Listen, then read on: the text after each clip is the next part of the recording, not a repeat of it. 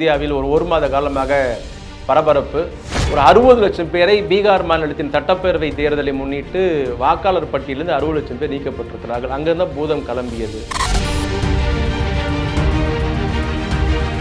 அந்த பூதம் கிளம்பிய போது ஆராய்ச்சி செய்கிற பொழுது, அது தரவுகளை ஆய்வு செய்கிற பொழுது, குறிப்பாக இந்தியாவுடைய எதிர்க்கட்சி தலைவர் திரு ராகுல் காந்தி அவர்கள் ஒரு 6 மாத காலமாக ஏன் ஹரியானாவில் தோற்றோம், ஏன் மகாராஷ்டிராவில் தோற்றோம், ஏன் ஒரிசாவில் தோற்றோம், ஏன் மத்திய பிரதேச தோற்றோம் என்று அவர் ஆராய்ச்சி செய்கிற பொழுது, ஆய்வு செய்கிற போது பல திடுக்கிடும் உண்மைகள் அவருக்கே தெரிய வந்திருப்பதாக செய்தியாளர் பேட்டியில் சொல்லியிருக்கிறார்.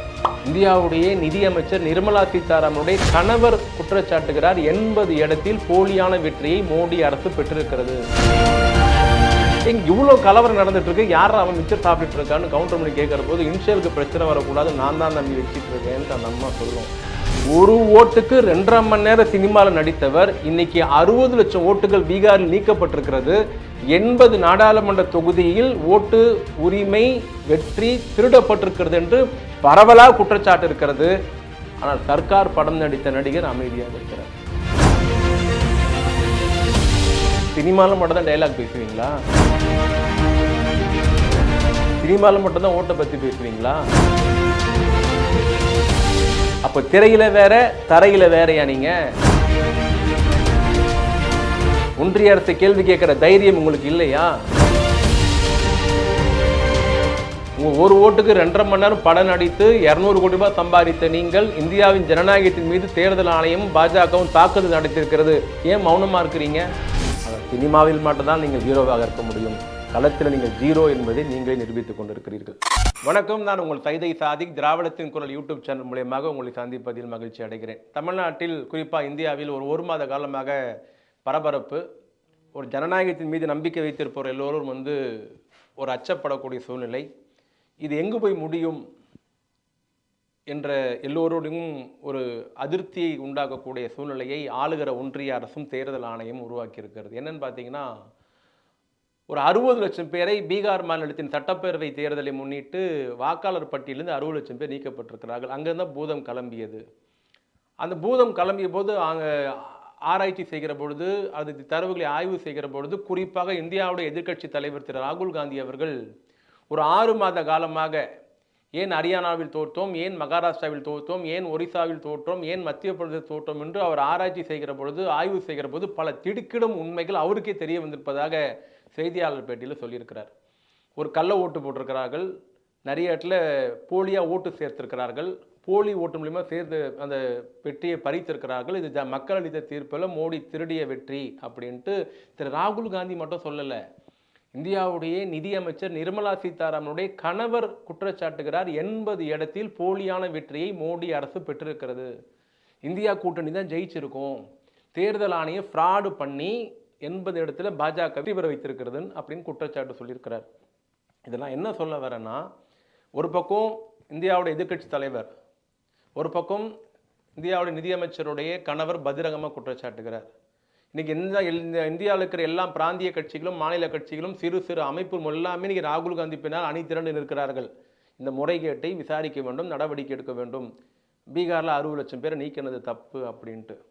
ஆனால் இங்கே இவ்வளோ நடந்துட்டு இருக்கு. நாட்டாம படத்தில் ஒரு இடத்துல கவுண்டர் மணியை பொண்ணு பார்க்க போகிறப்போ ஒருத்தர் மிச்சர் சாப்பிட்டுட்டு இருப்பார். இங்கே இவ்வளோ கலவரம் நடந்துட்டு இருக்கு, யாரும் அவன் மிச்சர் சாப்பிட்டுட்டு இருக்கான்னு கவுண்டர் மணி கேட்குற போது, இன்ஷியலுக்கு பிரச்சனை வரக்கூடாது, நான் தான் நம்பி வச்சிட்டு இருக்கேன்ட்டு அந்த அம்மா சொல்லும். அந்த மாதிரி இவ்வளோ பிரச்சனை நடந்துட்டு இருக்கு. ஒருத்தர் ரொம்ப அமைதியாக இருக்கிறார், எந்த கருத்தும் தெரிவிக்காமல் இருக்கிறார், வாய் மூடி இருக்கிறார், வெளியே அதை பற்றி ஒரு வார்த்தை ட்வீட் கூட போடலை. யாரா அவருன்னு பார்த்தீங்கன்னா, தன்னுடைய ஒரு ஓட்டு திருடப்பட்டது, மாற்றி போடப்பட்டது, வெளிநாட்டில் தமிழ்நாட்டுக்கு ஓட்டு போடுற மாதிரி சர்க்கார் படம் நடித்த அந்த நடிகர் தான். சர்க்கார் படத்துடைய கதை அம்சம் என்ன? தன்னுடைய ஒரு ஓட்டை யாரோ ஒருத்தர் மாற்றி போட்டு விட்டார், நான் ஒரு ஓட்டுக்காக போராடுவேன், ஓட்டு என்னுடைய உரிமை, ஓட்டு என்னுடைய ஜனநாயக நாட்டில் நான் செலுத்தக்கூடிய உரிமை, அதை நான் விடமாட்டேன்னு 2.5 மணி நேரம் படம் எடுத்தார். அந்த ஒரு ஓட்டுக்காக அவர் அரசையே கவிழ்க்கிற மாதிரி படம் எடுத்தார். பல கேள்விகள் கேட்டால் சினிமாவில், ஓட்டுனா சாதாரணமா, ஓட்டை விடலாமா, ஓட்டை பெற வேண்டாமா, அதனுடைய உரிமை இல்லையா, இப்படிலாம் சினிமாவில் கேட்டார். சர்க்கார் படம் நடித்தவர், ஒரு ஓட்டு போடுறதுக்கு வெளிநாட்டிலேருந்து இந்தியாவுக்கு தமிழ்நாட்டுக்கு வந்த மாதிரி காமிச்சவர், ஓட்டு நம்முடைய உரிமை என்று சினிமாவில் டயலாக் பேசியவர், ஒரு ஓட்டுக்கு 2.5 மணி நேரம் சினிமாவில் நடித்தவர், இன்னைக்கு 60 லட்சம் ஓட்டுகள் பீகாரில் நீக்கப்பட்டிருக்கிறது. 80 நாடாளுமன்ற தொகுதியில் ஓட்டு உரிமை வெற்றி திருடப்பட்டிருக்கிறது என்று பரவலாக குற்றச்சாட்டு இருக்கிறது. ஆனால் சர்க்கார் படம் நடித்த நடிகர் அமைதியாக இருக்கிறார். என்ன கொடுமை இது? சினிமாவில் மட்டும்தான் டயலாக் பேசுவீங்களா? சினிமாவில் மட்டும்தான் ஓட்டை பற்றி பேசுவீங்களா? உங்கள் ஒரு ஓட்டுக்கு 2.5 மணி நேரம் படம் நடித்து 200 கோடி ரூபாய் சம்பாதித்த நீங்கள், இந்தியாவின் ஜனநாயகத்தின் மீது தேர்தல் ஆணையம் பாஜகவும் தாக்குதல் நடத்தியிருக்கிறது.